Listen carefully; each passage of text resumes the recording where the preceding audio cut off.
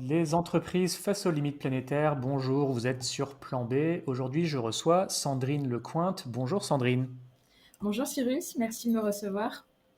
On va parler d'un secteur d'activité qui est assez inhabituel sur Plan B, où on a déjà parlé de plein de choses, l'énergie, l'eau, l'agronomie, etc. Même si depuis quelques temps, on parle de plus en plus de produits chimiques. On a récemment reçu Dorothée Moisan sur le plastique, puis Tania Pachef plus généralement sur les pollutions chimiques, notamment perturbateurs endocriniens. Avec toi, nous allons parler du secteur cosmétique. D'abord, en quoi ça consiste, ce secteur? Qu'est-ce que ça recouvre? C'est quoi les impacts environnementaux sur le climat, sur la pollution, sur les sols, sur notre santé éventuellement? Et c'est quoi les solutions pour réduire tous ces impacts?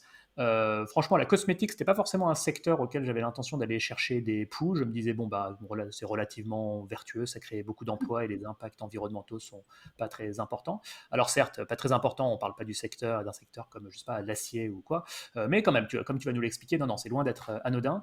Je te présente brièvement, Sandrine, tu as eu une vie assez intéressante, mouvementée, une carrière assez riche. D'abord, tu es née, tu as grandi au Gabon, et ta Ouais. famille étant à Madagascar, ça t'a un peu fait faire des allers-retours.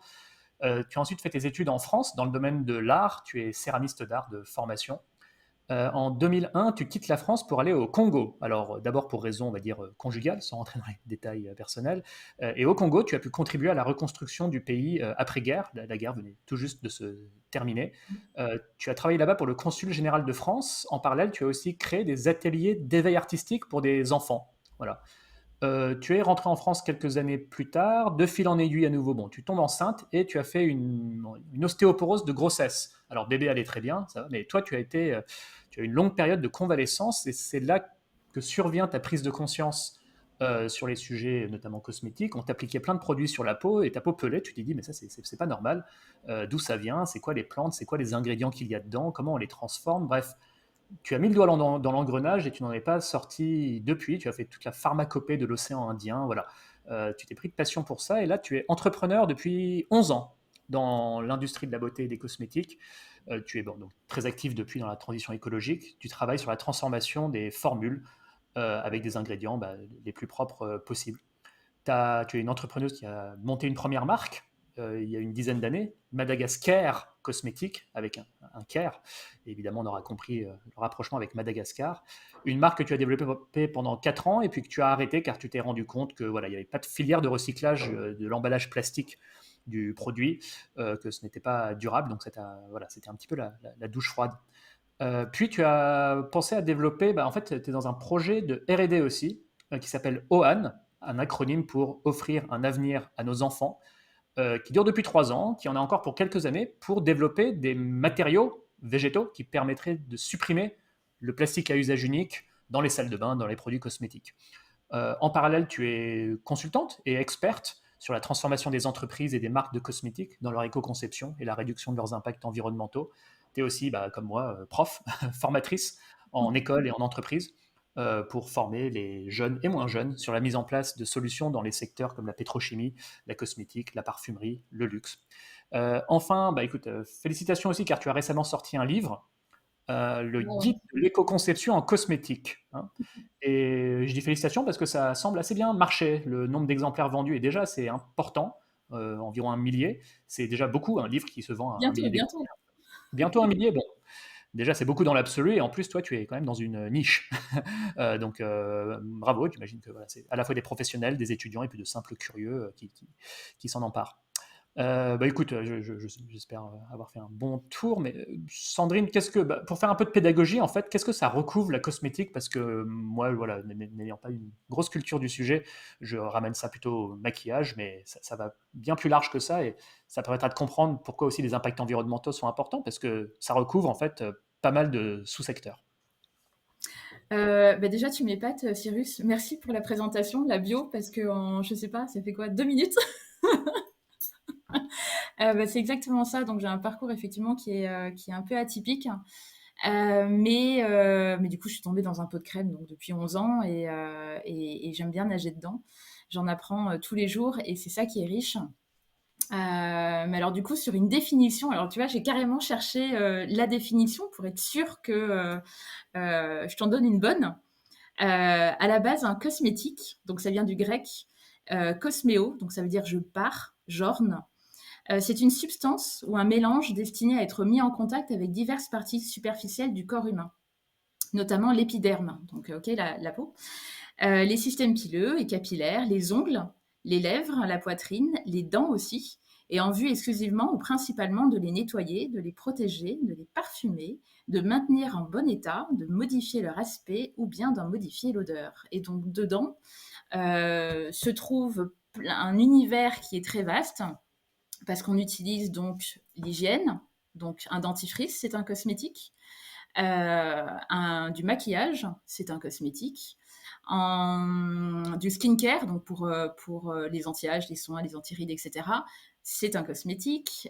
Du vernis à ongles, c'est un cosmétique. Les produits pour les animaux, donc c'est la niche un peu pet care, c'est du cosmétique. Quand on lave le poil du chien, etc., bah, ça touche nos mains. Donc nous aussi, on est impacté aussi par ce qu'il y a dedans, donc la liste des ingrédients que compose tout ça. J'ai oublié quoi. Enfin, il y a plein de choses. Au niveau du cheval, par exemple, pour en parler vite fait, hein, sur du pet care, ça touche aussi tous les soins qui sont apportés à ces animaux-là, et souvent on oublie. Mais aussi, les animaux, c'est un gros marché cosméto. Le parfum. Et aujourd'hui, on a quelque chose qui se rapproche de plus en plus, c'est tout ce qui est hygiène maison. Je ne vais pas citer les marques, mais par exemple, quand on va laver son linge dans le lavabo, avec un produit dans un tube bleu, par exemple, en plastique, le tube, on met les mains dedans. Mais ça peut s'apparenter. Alors, c'est pas considéré comme la cosmétique, mais vu que c'est en contact avec notre épiderme, ça pourrait être façonné, formulé comme un produit cosmétique. Et donc, de plus en plus de marques aujourd'hui arrivent sur ce créneau-là, parce que l'hygiène de la maison est fortement liée à l'hygiène aussi humaine et la santé humaine. Voilà. Donc, pour encore plus se rendre compte du marché dont on parle, donc déjà avec ce que tu as dit, ça fait quelques rayons au supermarché, tout un réseau de magasins, enfin rien que ce qu'on voit dans la rue, donc Marionneau, Sephora, enfin, est-ce que tu peux nous parler un peu des secteurs, enfin des grandes marques qu'on se figure aussi quelque part, toute cette économie qui tourne autour, qu'est-ce que ça recouvre? Alors, j'ai pas les chiffres exacts en tête mais je sais que c'est un marché qui est énorme, qui est en constante évolution, qui connaît la crise un petit peu comme tout le monde actuellement, mais qui est en constante évolution. Moi, je retiens juste un chiffre, c'est celui des déchets qu'elle génère. Et ça, faut imaginer que, alors certes, on est une industrie déjà pétrochimique, ok, donc je reviens à la base. On est une industrie pétrochimique, on a 18% de la production mondiale d'hydrocarbures, c'est pas rien.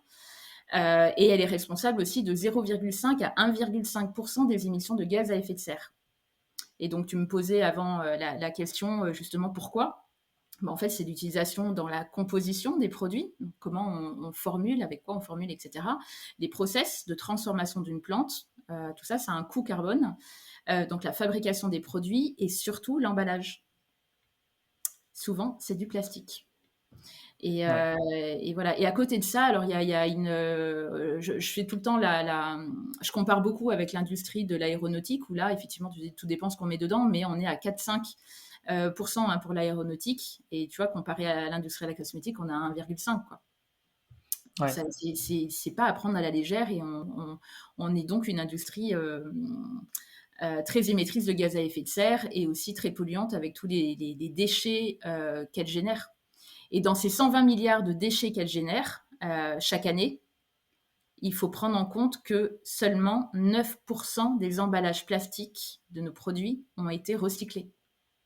Et ça, Dominique Moisan, du coup, elle en parle dans son sujet plastique, hein, que c'est un C'était problème. une Dorothée Moisan, mais tout à fait. Non, non, sur la réutilisation, réemploi, recyclage du plastique, bref, l'économie circulaire du plastique, c'est un peu la douche froide hein, de ce qu'on disait. Et ton C'est ça. chiffre de 9%, on l'avait cité. Oui, pour précision, pour l'aéronautique, tu as raison, hein, c'est 4-5% de l'impact climatique de l'homme est lié à l'aéronautique. Juste les avions, hein, sans compter tout le secteur touristique autour de l'aéronautique, juste le fait de faire voler des avions. C'est 2,5% du CO2, mais si on élargit aux traînées de condensation, exerce aussi un effet de serre sans être des gaz à effet de serre. Si on élargit au traité de condensation, on passe de 2,5 à 4 ou 5%. C'est juste pour les Ouais. auditeurs qui aiment les précisions. Mais globalement.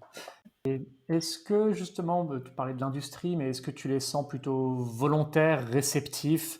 Bon, alors à l'époque où je travaillais en RSE chez Ernst Young, j'avais l'impression de voir, sans citer de marque, mais il s'agissait pas je ne sais pas si c'était L'Oréal ou pas. Bah voilà, je ne sais même pas si c'était L'Oréal, mais en tout cas, mon expérience m'a fait me dire, tiens, les L'Oréal et compagnie, ils commencent à cartographier leurs produits, à faire des analyses de cycle de vie de manière assez détaillée, à identifier quels sont les leviers pour améliorer voilà, des fiches environnementales de tous leurs produits de manière assez volontaire. Et ça, c'était il y a une dizaine d'années. Donc, je sais pas, depuis, je ne me suis pas réintéressé au sujet, mais j'en ai gardé une image d'industrie relativement, enfin, qui a envie d'avancer. Mais qu'est-ce que toi, tu perçois là-dessus? Alors oui, elle avance. En fait, l'industrie de la cosmétique, c'est ça qui est bien, c'est qu'on innove tous les jours. Et puis ça, il y a toujours, enfin, elle bouge énormément. Déjà en termes de réglementaire, alors c'est une tannée, hein. Quand vraiment on met le doigt dedans, c'est une tannée parce qu'il faut vraiment suivre. Tous les mois, il y a un truc qui se passe. Quand tu es une marque qui se développe, faut vraiment être comment on appelle ça, aux premières loges pour être au fait un petit peu de tout ça parce que il y a beaucoup de choses qui évoluent, beaucoup de choses qui changent. Ils disent noir un jour, l'année d'après c'est blanc. Donc il faut être vachement agile en fait quand tu es une marque, justement de pouvoir se dire ok, là on doit faire ci, ah bah non, là on a un ingrédient qui est classé par exemple qui est listé perturbateur endocrinien si on doit partir sur ce sujet-là. Mais du coup, Tania en a parlé longuement, donc je ne vais pas refaire une passe. Puis elle est vraiment top, ce que vous avez fait tous les deux. Enfin, le témoignage était assez véridique et nous concerne aussi. Mais du coup, voilà, il y a quand même des listes d'ingrédients qui sont non grata, on va dire ça comme ça, pour plusieurs raisons. Un ingrédient naturel, c'est pas parce qu'il est naturel qu'il est bon. Hein, il y en a beaucoup qui l'oublient. Et donc faire des produits que naturels, c'est bien à un moment donné, sauf qu'il faut avoir conscience que aussi des ingrédients naturels l'un avec l'autre peuvent être toxiques par la suite. Donc ouais, il y a quand même beaucoup de choses qui se passent. L'industrie, elle se transforme énormément. Donc je parlais des réglementations, mais il y a aussi tout ce qui est les avancées en termes de recherche d'un point de vue santé humaine et santé environnementale. Où là aussi c'est en train de bouger. Donc on sait plus ou moins, si tu veux, que je te prends l'exemple du plastique, par exemple, on sait que c'est un matériau qui est vivant et qui va relarguer. Il relargue des niaces, il relargue des choses, voilà, il y a des microparticules, etc. Et vu qu'on est une industrie chimique, du coup, on a des choses qui sont chimiques et qui sont conditionnées dans un... J'essaie de vulgariser au maximum, hein. Mais du coup, qui sont chimiques et qui sont conditionnés dans du plastique, pour prendre cet exemple-là. Et ben, des fois, on se rend pas compte, mais ce plastique, il est soumis à des variations de température. Donc un coup, il fait 40 degrés dans la salle de bain, un coup, il fait plus froid, un coup, voilà. Donc il est soumis à tout ça. Dans son transport aussi, hein, il peut être soumis à pas mal de choses. Et donc, il va relarguer. Et ça, tout ça, mine de rien, ça peut nous impacter. Donc, il y a des études qui commencent à sortir au niveau aussi du plastique qui est recyclé. Ça aussi, peut-être que le plastique recyclé relarguerait plus qu'un plastique normal. Et ça, c'est un petit peu plus grave, parce que du coup, on attend d'avoir ces résultats-là, mais il faut l'avoir en tête, et beaucoup de gens ne l'ont pas du tout en tête. Ils se disent, ah bah tiens, on va peut-être prioriser un pack en plastique recyclé, parce qu'il y a moins de plastique, parce que c'est vertueux, etc. Alors que, bah attention, attention, parce que d'un point de vue santé, il y a des nouvelles études qui pourraient nous montrer que finalement, ce plastique-là n'est pas forcément la meilleure solution. Donc voilà, il y a toutes ces études-là, tout plein de choses en fait qui gravitent autour de nous et qui font qu'aujourd'hui, on est sans cesse obligé d'innover et de trouver des alternatives, hein, qu'elles soient beaucoup plus saines, aussi bien pour nous, pour l'homme et pour l'environnement. Voilà. Et on va y revenir Ouais. sur effectivement comment on peut transformer les produits. Bah, tu parles pas mal d'emballage et de plastique, j'imagine qu'il y en a d'autres aussi, des enjeux, mais euh, à chaque fois, il faut se poser la question de la sobriété. Et j'avoue que je me la suis jamais posée pour un secteur comme la cosmétique. Qu'est-ce que ça peut vouloir dire, la sobriété pour, voilà, c'est moins se maquiller, c'est moins, enfin voilà. Pardon pour des remarques un peu, voilà. Alors la Je débute dans la sobriété, matière. la sobriété, c'est un très gros sujet qu'on a nous et qu'on traite. Je crois que tout le monde le traite déjà depuis quelques années.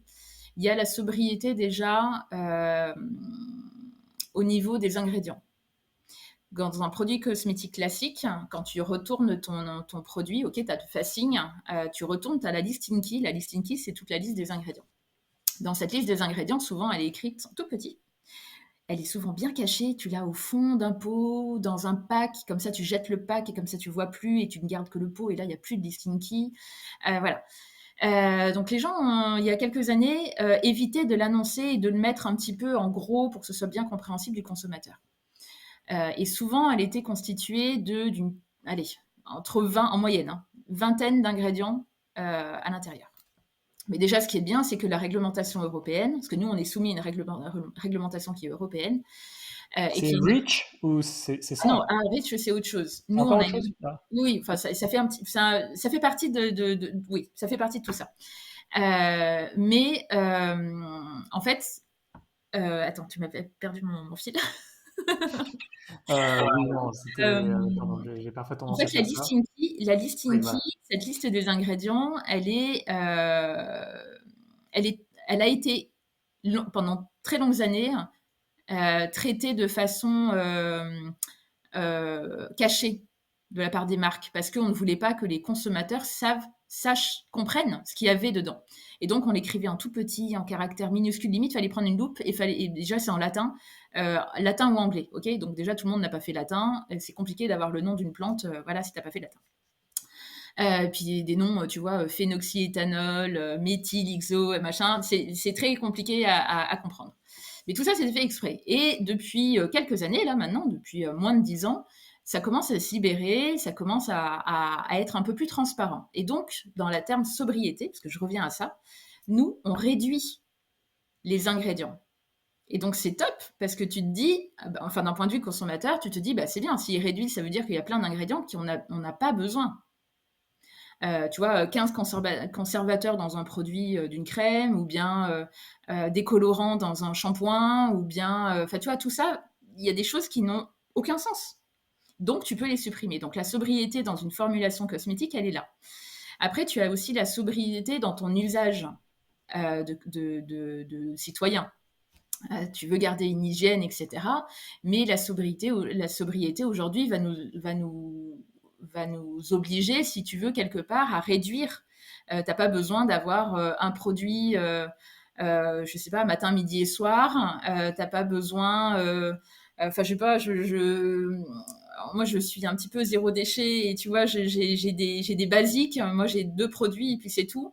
Il y a des modes, tu vois, par exemple, au Japon, il y a cette mode où les Japonaises ou même des Coréennes, enfin, il y a beaucoup de femmes asiatiques qui vont utiliser ce qu'on appelle du layering. Le layering, c'est des rituels, matin et soir, où tu te mets un, puis deux, puis trois, puis quatre, puis 5 produits sur la peau. Et ça peut aller comme ça jusqu'à une dizaine de produits. Mais déjà, de base, il faut savoir qu'une Parisienne, elle utilise en moyenne, alors en moyenne, je ne vais pas dire de bêtises, on est à plus entre 10 et 15 produits par jour.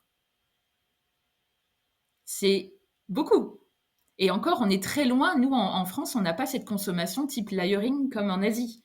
Mais en Asie, c'est des rituels de beauté où avant d'appliquer ta crème, tu dois nettoyer ton visage. Ensuite, tu dois hydrater avec une crème hydratante. Ensuite, tu dois mettre un sérum pour je sais pas quoi. Ensuite, tu dois mettre un truc pour tes Ouais. cernes. Ensuite, tu dois mettre un truc pour machin. Bref, tu imagines le cocktail d'ingrédients que tu te mets sur ta peau, quoi. Et les hommes, on sait, parce que, enfin, c'est pour le faire le delta aussi, dans les 10-15, j'imagine qu'il y a quand même le dentifrice, le savon, C'est ça. le détergent pour le linge, enfin ça c'est commun aux hommes et aux femmes, non? Oui, mais après, tu as la crème pour les mains qu'une femme va se mettre beaucoup plus souvent. Tu as un rouge à lèvres. Tu peux mettre une base, un baume. Après, tu peux mettre un rouge à lèvres. Tu peux mettre. T'as d'abord nettoyer ton visage. Donc, c'est un produit. Tu ne nettoies pas que à l'eau. Ensuite, tu vas mettre ta crème hydratante. Après, tu vas mettre un contour des yeux. Après, tu vas te maquiller. Donc, un col, un mascara, un fond de teint, un fard à paupières. Enfin, tu vois, et tout ça fait que, voilà, tu veux te laver les cheveux, ok, tu vas mettre un shampoing, puis après, tu as un démêlant, et puis, etc., etc., quoi. Donc, au Ok. final, en Effectivement, je suis moyenne, surpris que ce ne soit que 10-15 avec ce que tu viens de dire, mais alors peut-être qu'il y en a qui se lavent pas du tout, j'en sais rien. Bon, non, mais je blague, mais effectivement, c'est beaucoup. Ouais. Ouais. bah, ça peut vite monter. Et donc, tu vois, la sobriété, elle est là aussi, de se dire, est-ce que j'ai besoin de tout ça, quoi? Est-ce que l'industrie nous a pas contraints à imaginer, nous créer du besoin, alors qu'on n'a clairement pas l'utilité, quoi. Alors, c'est intéressant qu'on en parle, parce qu'on improvise un petit peu en vrai dans cette Ouais. conversation. Moi, je découvre et il me vient des nouvelles questions, celle de la sobriété, on l'avait même pas préparée, mais est-ce qu'il n'y a pas un problème aussi de, parce que tu le soulèves un peu en filigrane, de publicité, voilà, de culture consumériste qu'on inculque en quelque sorte. Et ça, autant je peux imaginer que simplifier les formules, remplacer le plastique par d'autres matériaux, etc., que les marques soient relativement prêtes à l'entendre, autant remettre en cause quand même le fond culturel de tout ça et on va dire, les pratiques publicitaires derrière ça. C'est quand même ce serait une transformation d'un tout autre acabit. Bah, c'est du marketing, hein. C'est du Bah, marketing, hein. Tout ce que tu bah, vois sur les affiches, etc., je parle de créer le besoin, c'est clairement ça, hein. C'est on va te faire croire que tu as besoin d'un parfum qui sent je sais pas quoi, alors que tu n'as pas besoin de parfum qui sent je sais pas quoi. et concrètement, je sais pas pourquoi, je pense à L'Oréal parce que c'est quand même la plus grosse boîte, une des plus grosses au monde, mais aller leur dire, enfin, est-ce qu'en tant que consultante, tu peux aller sérieusement leur dire, oui, mais écoutez, il faut arrêter de faire trop de marketing, il faut, je caricature un petit peu, il faut arrêter de pousser auprès des gens des produits dont ils n'ont pas réellement besoin. Enfin, c'est pas un problème qui se pose que pour la cosmétique, c'est C'est tous les biens général. de grande consommation en général, mais ça, je vois parfois mine de rien, Decathlon, qui est une boîte bon, relativement décroissante. Enfin, si la décroissance devait s'apparenter à une pratique d'entreprise, ce serait ça. Je ne dis pas qu'ils ont un plan pour réduire leur chiffre d'affaires et leurs profits, etc. Mais voilà, ils réduisent le nombre d'articles, ils commencent à réduire un peu aussi tout on va dire les aspects donner enfin, le matraquage publicitaire, etc. C'est plus axé sur des besoins maintenant et plutôt que sur des envies, on va dire, bon, des choses comme ça. Mais voilà, dans le domaine de la cosmétique, je ne sais pas à quoi ça pourrait ressembler à l'avenir. C'est un secteur cosmétique qui cesserait en fait de générer des besoins un peu, pas essentiels quoi. Mais non, mais tu mets le doigt sur effectivement un sujet qui est au cœur de tout, enfin tous dans notre industrie. C'est comment tu t'adresses aux consommateurs. Et maintenant, on est dans cette transformation RSE où tu dois inculquer un petit peu les éco-gestes à ton client. Et c'est ce qu'il attend. Donc nous, on va plutôt répondre au consommateur en lui disant, euh, tu vois, de travailler son geste de tri. Tu vois, ok, tu as un produit, très bien, on a travaillé sur sa fin de vie. Donc à toi, consommateur, de justement de l'emmener là où tu dois être moins impactant quelque part. Euh, donc après voilà, c'est aux marques justement d'avoir ce discours-là, et ça, elle est en train de le faire. Alors après, vu qu'il n'y a pas encore de loi qui encadre, enfin si presque, enfin bref, c'est toujours long à mettre en place. Mais les lois incitent en tout cas à aller dans ce sens-là, notamment justement la loi greenwashing, pardon. Euh, mais tu vois, des marques qui vont prôner par exemple nous on est neutre en carbone, bah faut arrêter quoi. Tu le sais que Mm. c'est possible de Une dire entreprise ne peut pas être neutre en carbone. non mais voilà, Voilà. mais, Sauf parce qu'elle se détache du système économique mondial totalement. Voilà. oui, mais nous on a conscience de ça, Cyrus. Mais il y en a d'autres qui n'ont absolument pas conscience de ça et elles ne savent même pas ce que c'est que. Enfin, tu prends un consommateur lambda qui entend parler de carbone, mais qui ne sait même pas ce que c'est qu'un bilan carbone. Enfin, tu vois. Et quand tu t'adresses à ces gens-là. Bah, elles vont se dire, ok, elles vont aller dedans, bah oui, mais la société, elle a dit que c'était neutre en carbone. Et moi, on doit me dire, mais sans savoir ce que c'est, que donc je vais consommer ça. Donc, voilà, donc quelque part, moi, je suis pour ces lois-là, qu'elles tapent dessus aussi en disant, ok, on met des lois, mais maintenant, il faut les respecter. Et puis derrière, c'est un petit peu attaquer des marques qui font n'importe quoi et tu vois, qui vont Mmh. propager un petit peu ce greenwashing ambiant, quoi. Mais alors, pour en revenir un petit peu à la sobriété, parce Ouais. que du coup, il y avait encore ce dernier point que je voulais aborder, c'est et toujours enfin, lié à l'entreprise elle-même, c'est combien de produits tu mets sur le marché.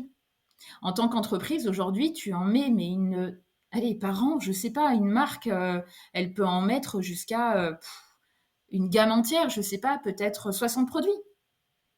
Bon, c'est peut-être beaucoup, mais C'est un peu la fast mais, fashion, mais appliquée à la cosmétique, quoi, en fait. mais c'est ça, bah, c'est Ouais, la une fast collection qui se beauty. renouvelle. Ouais. C'est la fast beauty. C'est exactement pareil que la fashion. On a le même truc. Il y a la slow fashion, on a la slow beauty, on a la slow cosmétique. On a la fast beauty, ils ont la fast fashion. Donc c'est exactement la même consommation de produits. Mais du coup, c'est en tant qu'industriel, que professionnel, que marque, justement de se dire, OK, eh ben moi je vais dans une production qui est raisonnée. Je vais essayer de mettre sur le marché des gammes qui sont basiques, des gammes qui sont, tu vois, où tu peux, ton best-seller, et ben, tu vas le garder, tu vas essayer de, de, de limiter tous les autres produits qui sont annexes et qui peut-être ne marchent moins bien, les retirer du marché, je sais pas, il y a une gymnastique à faire, mais du coup, c'est d'éviter en tout cas de continuer à produire 60 produits par an, par exemple, quoi. Parce que ce qui me perturbe vu de l'extérieur, alors j'imagine les patrons, les managers de ces boîtes savent ce qu'ils font. Ils ont fait leurs calculs et ils se disent Ouais, probablement que multiplier le nombre de produits, au final, ça mène à de meilleures performances financières. Mais c'est vrai que je ne peux pas m'empêcher de me dire que sans cesse renouveler les produits, sans cesse en créer de nouveaux, sans cesse faire des pubs de nouveaux produits et faire tourner tout ça, ça a un coût aussi quand même bon, à titre purement économique. Je ne parle même pas en termes environnementaux. C'est que ça a un coût, alors que effectivement, si on, comment dire, on sensibilisait le consommateur à finalement utiliser une gamme voilà, plus restreinte de produits, l'entreprise elle-même, elle pourrait ne vendre que quelques produits et éviter les coûts exorbitant. liés au fait de sans cesse renouveler. Quoi. Mais enfin, j'imagine que c'est un jeu de tango entre ce qu'on propose au consommateur et ensuite le consommateur veut sans cesse du nouveau et donc tout le monde fait un peu cette course-poursuite à toujours du nouveau, du nouveau. Alors que si tout le monde jouait le jeu de sensibiliser le consommateur à écouter, on va pas faire un nouveau truc toutes les semaines. Le même truc vaut pour la fast fashion. Et au final, on va vous mettre un produit, on va vous y habituer pendant des années et ce sera très bien. Vous sentirez beau, bon et vous serez beau ou belle. Enfin, voilà, tout le monde aurait tendance à y gagner. Mais je spécule. Non, mais c'est ça. Enfin, la sobriété, du coup, elle est à tous les étages. Donc, tu vois, le consommateur d'en utiliser moins. Tu vois, moi, je suis effarée. Des fois, je vais dans des. Alors, je suis maman d'un petit garçon de 10 ans et des fois, on va chez les parents. Les enfants sont invités chez les copains, quoi. Et de temps à autre, eh ben, j'atterris dans une salle de bain de parents. Et des fois, je découvre leur salle de bain. Alors, je dis rien, mais à l'intérieur, je bondis parce que je me dis, mais comment c'est possible qu'une famille de trois, papa, maman, un enfant, il y ait autant de gel douche. Et là, bah, je questionne une maman ou un papa, etc. Et on me dit, ah bah oui, mais parce que il avait envie de changer. Un coup c'est pomme, un coup c'est parfum poire, un coup c'est parfum vanille, un coup c'est machin. Et tu te dis, mais enfin, on est loin. Des fois, je me désespère toute seule parce que je me dis, mais oh là là, c'est difficile de toucher tout le monde, c'est difficile tu vois, de porter haut et fort un petit peu nos valeurs et ce qu'on voit comme dérive, de se dire, mais il faut que ce soit les gros qui affichent, mais avec des grands encarts sobriété, que nouveaux produits et achetez-le Black Friday, etc. Tu vois, Hum, hum, bon. hum. Et encore, il y a des savonnettes aussi. Donc, c'est encore un autre. Plutôt que 7 pots de gel douche. Bon. Ok, non, merci Sandrine. Enfin, ça valait le coup de faire ce détour par des questions de sobriété et finalement une question socioculturelle, comportementale. Enfin, je pense que ça fait aussi partie de la solution. Si on a fait le tour là-dessus et que ça va, peut-être passer justement aux questions plus d'éco-conception. Enfin, le produit lui-même, imaginons que voilà, dans un monde idéal, on soit sobre sur l'utilisation de ces produits. Et nous, on n'est pas en train de taper sur cette industrie en particulier. Ce qu'on est en train de dire s'applique à l'industrie des articles de sport, des jouets, de l'agroalimentaire. Enfin, ça s'applique partout, ce qu'on est en train de dire. Enfin, l'idée du moins. Maintenant, oui, sur le produit lui-même, d'ailleurs, peut-être l'occasion que tu nous parles plus en détail de ton travail et finalement, c'est quoi les pistes pour réduire que ce soit l'empreinte du plastique ou d'autres comment dire, ingrédients ou matériaux présents dans les produits. Voilà, comment s'y prendre.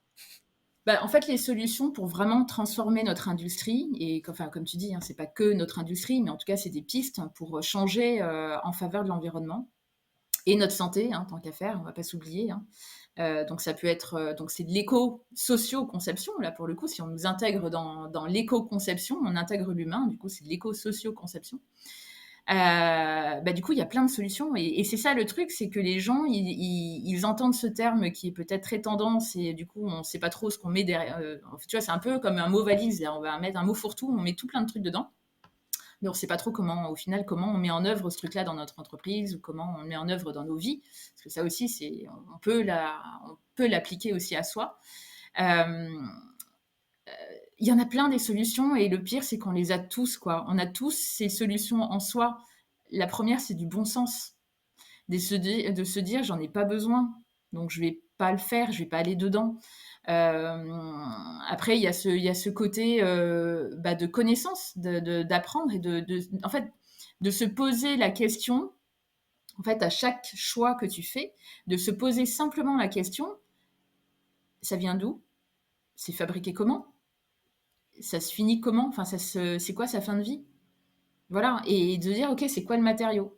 Tu vois, tout à l'heure, on parlait de maquillage. Je te dis, là, ça brille, etc. Tu vois, dans un fard, un rouge à lèvres ou bien un blush, etc. Bah, pourquoi ça brille? Ça brille pas, y a pas ça brille pas comme ça par magie, quoi. Il y a du mica dedans. Le mica, c'est une pierre, c'est un minerai alors je crois que la production, enfin je ne veux pas dire de bêtises, mais en gros on en trouve beaucoup en Asie, en Inde. En Inde. Et du coup, c'est souvent extrait de façon manuelle et c'est souvent des petits gabarits qui passent dans les petits trous. Donc, c'est des enfants qui sont envoyés sous terre. Je fais le tableau bien noir, mais c'est clairement comme ça. Pour récupérer ces petits morceaux de mica. Et d'ailleurs, le mica, tu en trouves aussi dans ton téléphone, tu vois, tu en trouves partout, quoi. Dans les ordinateurs, c'est des composants de plein de matériaux électroniques. Et pourtant, derrière, c'est une catastrophe parce que d'un point de vue éthique, c'est pas possible, quoi. Et donc ça, aujourd'hui, quand tu consommes un cosmétique qui brille, tu te dis, ok, eh ben, je vais retourner le pack, regarder la liste des ingrédients, et si je vois mica, eh ben, quel est mon réflexe? C'est de se dire, est-ce que je supporte cette industrie-là, tout ça, parce que je veux que ça brille sur ma joue? Après, on ne peut pas demander au consommateur ou à la consommatrice d'être à ce point au courant de tout. Parce que bon, il faut regarder les ingrédients, un par un, aller regarder c'est quoi les problèmes environnementaux, droits de l'homme que ça peut poser. Enfin, alors tout à l'heure on parlait de légiférer, mais qui est une autre piste. Mais que peut-on demander? Voilà, est-ce qu'on peut demander ça raisonnablement aux consommateurs, consommatrices, Bah ouais. à ce point avoir l'esprit quand même assez sacrément aiguisé? Mais je ne demande pas d'avoir les réponses, mais au moins de se poser des questions, en fait. Et c'est un peu du bon sens de se dire, quand j'achète un gel douche, je vais racheter un plastique, je consomme le produit, je vais jeter le plastique. Je vais racheter le même plastique, je vais consommer l'intérieur, je vais jeter le plastique. Enfin, d'avoir ce geste répétitif pendant X années, et ben, à un moment donné, il faut faire stop et se dire, il y a quoi comme alternative à cette gestuelle qui n'a aucun sens? Oui. Tu vois. D'ailleurs, quelle est la réponse à ça? Comment on pourrait réutiliser les... bah, j'ai l'impression que tu es en train Eh de ben, parler il de y en a plein. réutilisation de l'emballage, non? C'est exactement ce vers quoi je veux aller, hein. C'est de montrer que dans l'éco-conception, du coup, il y a d'autres alternatives. Et donc, pardon, la, la, l'alternative à cette façon, cette société de consommation, bah, du coup, c'est d'aller vers de la consigne ou bien du réemploi.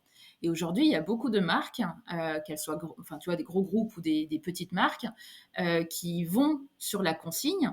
En gros, tu vas consommer, je sais pas, un déodorant.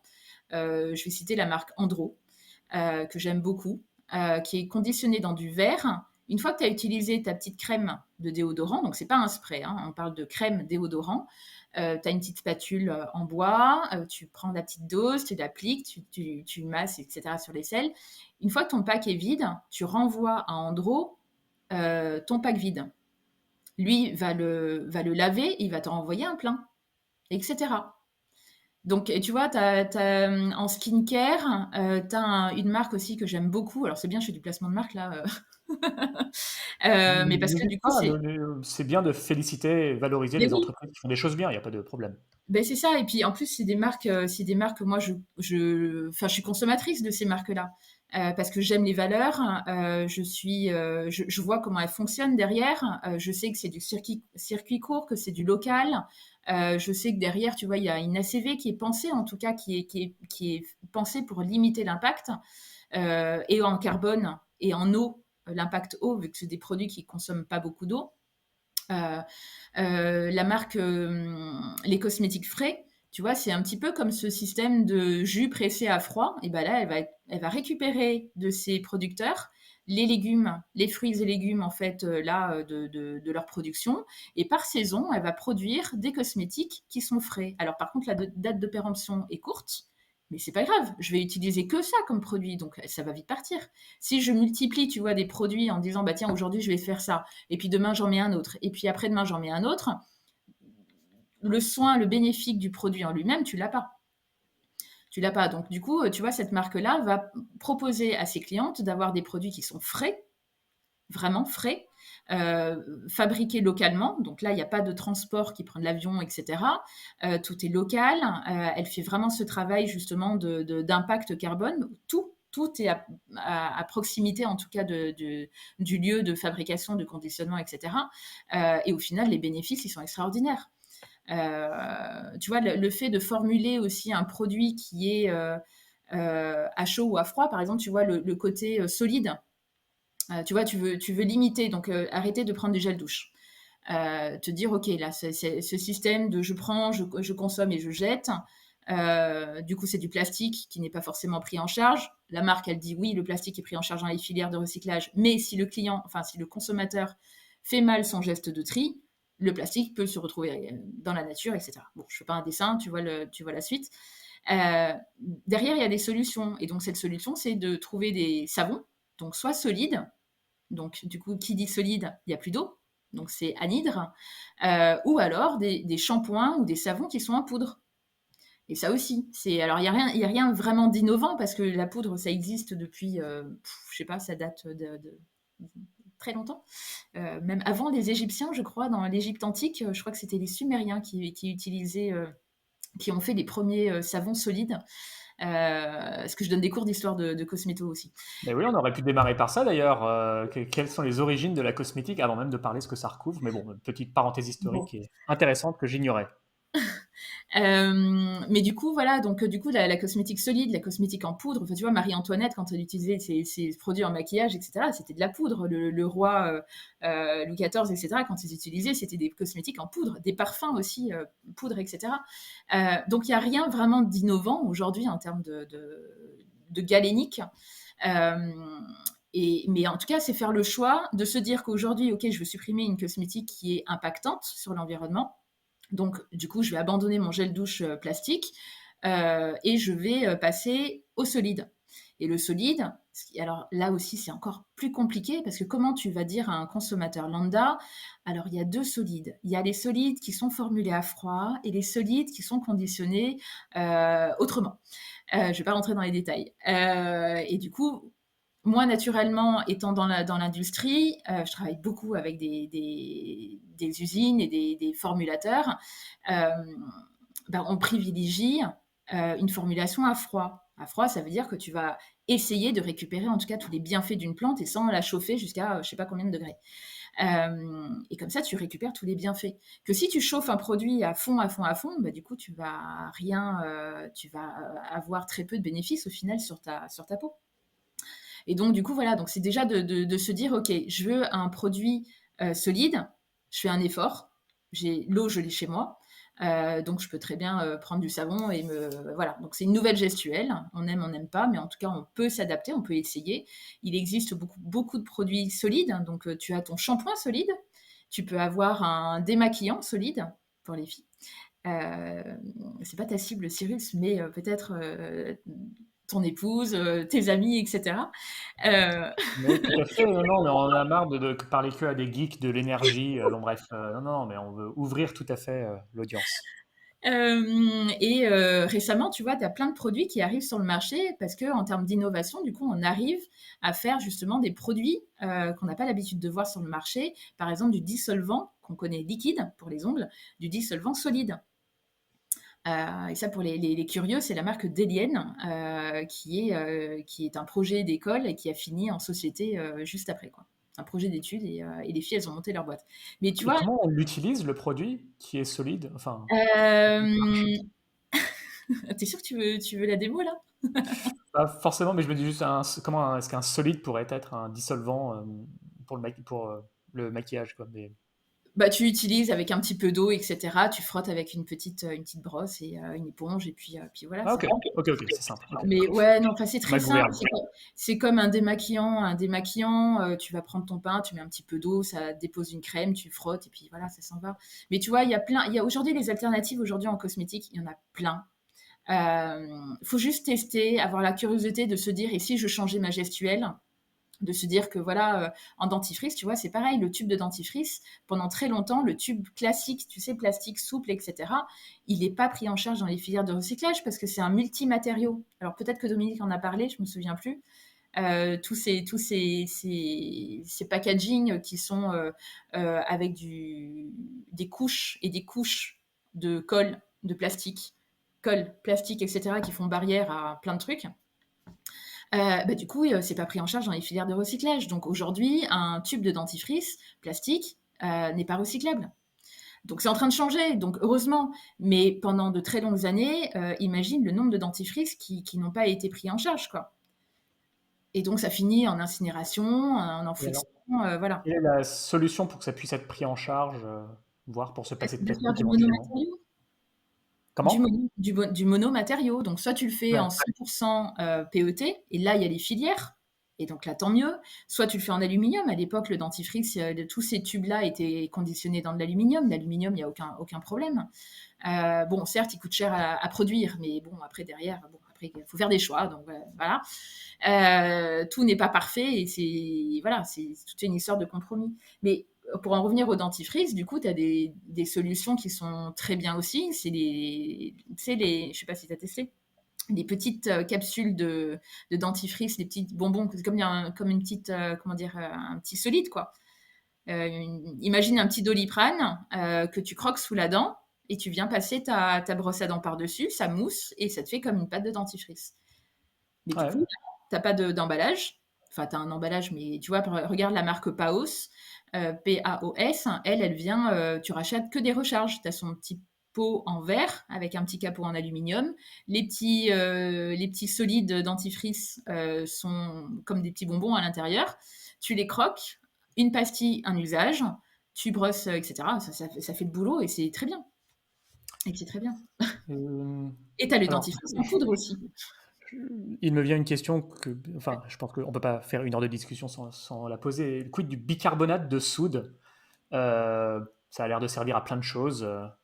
Est-ce que, voilà, si tout le monde s'y mettait, bon, en même temps, des pans entiers de l'industrie de la cosmétique pourraient peut-être faillite si on s'y mettait tous, je sais pas. Non, non, mais voilà. Qu'est-ce que tu en penses, en fait, bicarbonate de Ah, soude? bah après, moi je l'utilise. Après, moi j'utilise beaucoup en hygiène maison. Je fais mon ménage avec. Je fais mes lessives comme ça. Ça fait une dizaine d'années que tu vois, j'achète plus du tout. Je rentre plus dans cette industrie de dingue là où tu achètes 15 produits ménagers. Enfin, je fais tout moi-même. Ça va, ma maison est propre. Euh, et donc oui, le bicarbonate, le vinaigre, bah, c'est des produits qui sont très bien. Voilà, j'ai pas d'avis particulier. Après, on Ok. l'utilise beaucoup en cosmé. Alors, beaucoup l'utilisent par exemple, le déodorant. Il faut faire attention sur la quantité que tu mets. Je prône pas le do it yourself parce qu'il y a beaucoup d'accidents derrière. Les gens ne savent pas gérer des doses. Ils vont toujours mélanger, par exemple, avec des huiles essentielles. C'est assez dangereux. Il faut connaître un minimum sur cette notion d'aromathérapie. Euh, j'ai des amis qui travaillent à l'hôpital, et du coup, j'ai souvent les échos des personnes qui arrivent avec des brûlures à cause de recettes mal dosées en do-it-yourself. Tu sais, elles font leur déo chez elles, etc. Elles se retrouvent avec des plaques, des aisselles complètement brûlées parce qu'elles ont mis trop de tel et tel ingrédient, etc. Donc, voilà, je suis pas. Faut maîtriser quand même ça. Faut faire avec des gens qui savent, qui maîtrisent quand même le sujet, la question du dosage, etc., quoi. Ok. Bon, on a décidément, ouais, je suis pas Mais bon là-dessus, là, maintenant que tu en parles. Ouais, non, pour les produits lessive et vaisselle, c'est dans c'est plein de mini dosettes emballées dans du plastique, et puis après, et un euh, emballage plastique. J'ai fait refait, genre 15 ans plus tard, mon bilan carbone, là, cet été, avec l'outil MyCO2, bon, dont on dit qu'il surestime un petit peu, mais peu importe. On n'est pas à une demi-tonne près. Je suis c'est tombé à lequel 7, tu l'as fait? je suis tombé à 7 tonnes, 7 tonnes et demie, bon, ce qui est à la fois bien et pas top. Ouais. Et j'arrive à me lamenter sur les réseaux sociaux, ouin, ouin, après tous ces efforts, je suis encore très très loin de qu'est-ce qui se passe, tout ça. En fait, depuis, j'ai parlé à Dorothée, à Tania et à toi, et j'ai dit, par exemple, sur un énorme chantier comme les emballages, les poêles adhésives, Ouais. de ce qu'on cite là, les produits ménagers, en fait, je suis pas bon du tout, donc bon, c'est bien de venir se lamenter, mais bon, voilà, il y a des efforts que je ne fais pas. Bref, parenthèse et de Non, mais du lamentation coup, terminée. c'est intéressant parce que du coup, tu as fait ton bilan carbone. Moi, je sais que dans mon industrie, on voit de plus en plus de fresques arriver dans les entreprises. Et ça, je suis ravie. Moi, ça fait depuis 2019 que je suis la fresque du climat. Et toutes les autres, hein, qui en ont découlé. Euh, et du coup, c'est intéressant du coup quand tu fais donc un atelier d'automne pour savoir un petit peu quels sont, bah, toi en tant qu'individuel, c'est quoi ton poids carbone. Sachant que alors je veux pas dire, mais tu l'as fait le d'automne? Non, j'ai pas fait l'atelier Non. d'automne, non. Il est top. Vraiment, faut le faire parce qu'il te donne les solutions. Autant la fresque du climat, voilà, tu peines un petit peu à avoir les solutions derrière. Autant l'atelier d'automne derrière, c'est concret, quoi. Et je crois, alors de mémoire, on est à 9 tonnes et quelques, hein, pour un Français moyen. Ouais, c'est ça. 9 Ouais. tonnes et quelques en ville, hein, qui habite par exemple à Paris, quoi. Non, non, c'est un français moyen, donc Ah ouais, c'est ouais, c'est français pas moyen. ciblé sur la ville. Non. Euh, Moi, j'arrive à 3,7. Mais parce que j'ai pas de voiture, j'habite à Paris quand même. Enfin, je suis à Issy-les-Moulineaux, mais tu vois, je suis dans un bâtiment qui, voilà, qui consomme aussi. Mais par contre, j'achète en vrac le plus possible. Tu vois, j'achète pas de produits ménagers, etc. Je suis en seconde main depuis 10 ans au moins. Euh, J'achète très peu. Honnêtement, j'achète très très peu. Euh, T'es chauffé Pourquoi? comment? Bah, c'est le bâtiment, donc c'est chauffage collectif. Ouais, mais moi aussi, mais comme il est au gaz, déjà ça me pénalise alors que j'y peux pas grand-chose, quoi. Eh ben, je fais attention. Tu vois, j'ai essayé. Alors, je viens des îles, j'ai l'habitude d'avoir chaud. Et jusqu'à très longtemps, j'ai vachement chauffé mes logements. Et moi, j'ai besoin tu vois, d'être à l'aise chez moi et d'avoir chaud. Et donc, j'étais au moins à aller à 22, 23 degrés chez moi, hein, hiver, hein. Et quand j'ai pris conscience de tout ça, maintenant, je suis à 17. Mais par contre, j'ai des pulls. Tu vois, je suis chez moi, je suis en col roulé. On est au mois d'octobre, on est fin octobre. Euh, Bah voilà, je m'habille un petit peu plus chez moi. Voilà. Ouais, ok. Non, non, mais c'est tout un tas de leviers Ben oui, mais c'est qu'on met ça. en Si à un place. moment donné, ça coûte quoi de garder ton pull quand tu sors? Bah ok, tu le gardes chez moi. Avant, j'avais cette habitude tu vois, quand je suis à la maison, je suis toujours voilà en t-shirt ou tu vois, mais voilà, les bras à l'air, mais je vais pas avoir une couche supplémentaire. Bah là, tant pis, je vis avec une couche supplémentaire. Et c'est pas grave, j'en suis pas morte et je vis très bien. Et Ouais, puis ouais, derrière, ouais, je ok. sais que tu vois, c'est moins impactant. Ouais. Alors, Donc, tu vois, non, bravo, c'est entre guillemets un bon score, mais c'est aussi une bonne, enfin, un beau geste. Ouais, 3,7, c'est vraiment pas beaucoup. ouais, Bravo. mais ce qui m'a fait baisser, tu vois, c'est à la fin de l'atelier carbone, de l'atelier d'automne, pardon, j'ai pris conscience de mon impact, que mon plus gros impact, si je voulais vraiment baisser considérablement, c'était le fait de consommer de la viande rouge. Et donc à la fin du truc, je me suis dit avec toute notre promo, là, enfin pas la promo, mais le groupe dans lequel on a fait, on s'est donné un objectif et on s'est dit on se rappelle dans un an et on voit si on tient. Il y en a un qui a vendu sa voiture, il y en a une autre qui a déménagé, qui a quitté Paris pour aller ailleurs, mais parce que c'était déjà latent, hein. C'était déjà latent et là, enfin, ça ne fait que amplifier cette urgence de changer, en fait. Et moi, j'ai arrêté de consommer de la viande rouge. Ah, Bébés animaux et viande. Et ça, bah, mm. tu vois, dans mon bilan carbone personnel, je suis passée de 5 tonnes et quelques à 3 tonnes, à 3,7. Ouais, je vois. Bon, après, on n'en est pas là, mais s'il y avait plus du tout de ruminants, enfin, il y a plus de prairies bon, et Ouais. d'engrais animal, donc c'est un peu mon dilemme. Mais ceci dit, ça justifierait pas de manger des burgers tous les jours. Ouais. Euh, yes, on a un peu digressé, mais c'était important parce que, mais Ouais. mine de rien, chacun peut s'identifier. Enfin, que l'histoire dont on parle ici, les emballages, les produits à l'intérieur, le transport de tout ça, plutôt que effectivement de passer par exemple au bicarbonate de soude plutôt que 15 produits, bah, mine de rien, derrière, voilà, il y a une empreinte carbone, et pas que, parce que le climat n'est pas le seul problème. Ouais. Chouette. Alors, c'est vraiment intéressant aussi les cas d'entreprises vertueuses, et il n'y a pas de problème pour citer des marques, bon, les cosmétiques frais et d'autres que tu as cités. Ça permet d'avoir un panorama de ce qu'on peut faire. Est-ce qu'il y a d'autres entreprises qu'on n'aurait pas citées qui permettraient de voir d'autres leviers d'action dans cette industrie? D'autres, il y en a plein. Pour voir un petit peu comment, tu vois, il y a la marque Neo by Nature qui, elle, va prôner le réemploi. Neo by Nature, en fait, ils ont fabriqué un emballage qui est magnifique, qui est en inox, et qui est une bouteille ovale où tu mets ton gel douche, ton shampoing. Et eux, ils ont travaillé sur une formulation toujours anhydre. Donc, imagine, tu as un Doliprane, ok, c'est de la poudre compressée. Donc, tu as ta petite, je sais pas, ton Doliprane, ton Efferalgan, si tu veux, qui arrive dans une petite boîte en carton. Et c'est ça ton gel douche en fait. Ça va être ta petite dose que tu mets à infuser dans ta bouteille d'eau. Parce que l'eau, tu l'as chez toi. Donc, à quoi ça sert de trimballer de l'eau dans un flacon en plastique pour te laver avec, alors que l'eau, tu l'as chez toi. Donc, du coup, c'est cette façon de faire, tu vois, qui prône un autre usage cosmétique.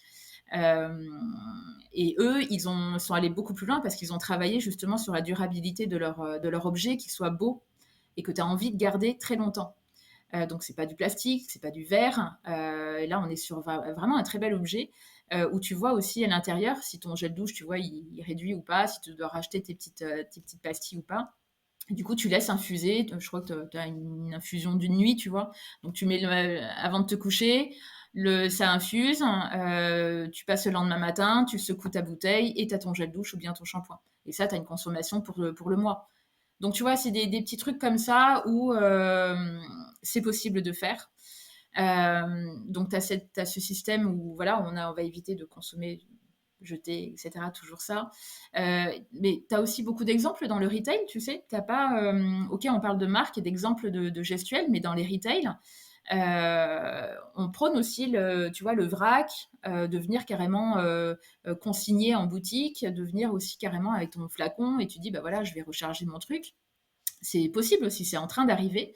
Donc après, il y a toujours des complexités réglementaires, on va dire ça comme ça.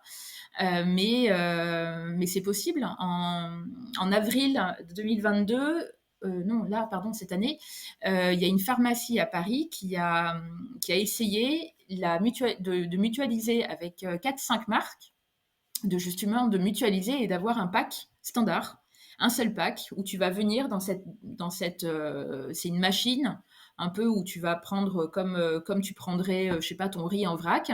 Et bien là, tu vas choisir ton produit de chez Mustela, de chez Truc, etc. Toutes les marques, tu choisis ton produit dans une bouteille. Tu vas l'utiliser chez toi, tu reviens avec ta bouteille, et puis en plus, tu sais, tu as ce système de consigne avec une réduction, etc. Donc, quand tu vas récupérer soit une recharge, soit tu viens récupérer, enfin remplir en vrac, bah, tu as une réduction sur le prix au final, etc. Donc, ça, c'est en train de se transformer petit à petit. On montre un petit peu de nouvelles gestuelles, de nouvelles forces de proposition, en tout cas aux consommateurs. Et en parfumerie, c'est pareil. Il y a je sais pas si tu te rappelles de ce parfum Thierry Mugler qui avait Non. sorti non, Thierry Mugler avait sorti, donc c'est un parfumeur qui avait sorti un très beau parfum, Angel. Et aujourd'hui, bah, tu vois, c'était un des pionniers à proposer la fontaine à parfum où tu avais ton très joli pack en forme d'étoile, etc. Et tu pouvais le remplir à la fontaine directement.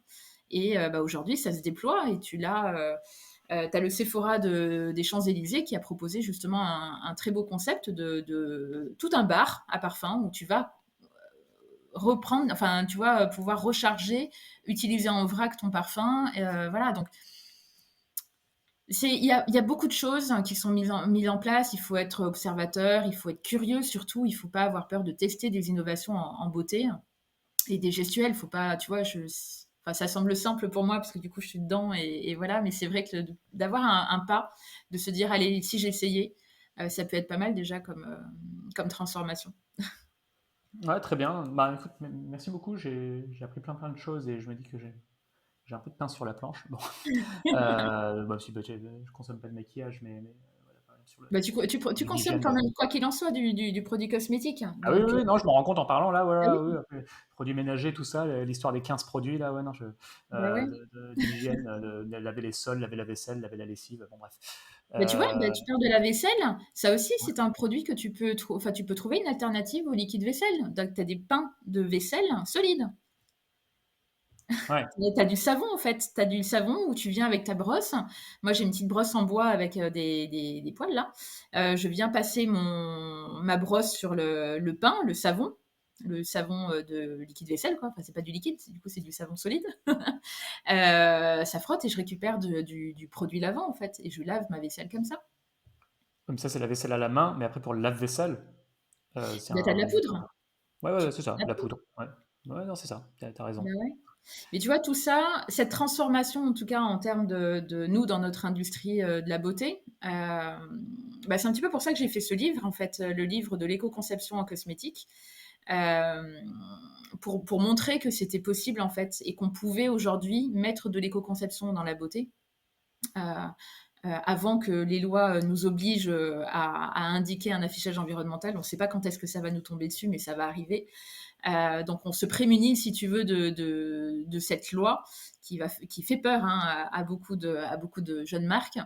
Mais du coup, ce livre, il est là pour l'industrie, pour montrer que, bah voilà, on peut transformer. Alors, je sais pas si là, je le montre à l'écran, mais du coup, en podcast, les gens ne le verront pas. Euh, Attends, je t'entends plus du tout, Cyrus. Oui, pardon, je Ouais, mettrai le lien dans la description, c'est le guide de ah ouais. l'éco-conception en cosmétique. Ouais. Donc voilà, vous trouverez le lien dans la description. Mais du coup, ce livre, il est à destination de tous les curieux, de tous les professionnels de l'industrie. Après, on est 9 co-auteurs. Je suis pas toute seule à avoir écrit ce livre-là. Euh, et puis, voilà. Donc, en fait, j'ai pris des experts sur chacun des domaines. Donc, je parle beaucoup de l'analyse du cycle de vie. Je parle aussi du sourcing de matières premières. On parle de quoi d'autre? Évidemment du packaging. J'ai un expert aussi qui va parler des perturbateurs endocriniens. J'ai un expert réglementation. Enfin voilà, on est 9 en tout dans cet ouvrage. On montre à la fin les solutions et puis les exemples surtout, ceux qui sont déjà mis en place avec les marques qui ont déjà, ouais, qui ont déjà montré un chemin. Et ça, c'est intéressant de voir que bah, déjà, il y en a déjà plein qui, depuis quelques années, ont ce chemin d'économie circulaire. Et c'est chouette. C'est chouette. Merci beaucoup Sandrine. Bah, aux auditeurs, bah, si ça vous a plu, n'hésitez pas évidemment à liker, commenter, donner votre avis, avis contradictoire ou pas d'ailleurs, à partager. Abonnez-vous à la chaîne, ça aide toujours. Et si vous voulez aller jusque-là, vous pouvez me soutenir financièrement sur Tipeee. Je vous mets aussi le lien dans la description. C'est un petit complément de revenu. C'est pas ce qui nourrit les enfants. Ça paye à peu près les frais de production. Voilà. Merci encore Sandrine, vraiment passionnant. Bonne suite à toi. Bah, merci beaucoup, Sirius. C'était chouette. Et puis ouais, je vous engage vraiment tous à écouter et à suivre Plan B parce que toutes les interviews sont de qualité et je suis fière d'avoir passé cette heure-là avec toi et c'était hyper intéressant. Merci beaucoup. Merci, au revoir. Au revoir, Cyrus.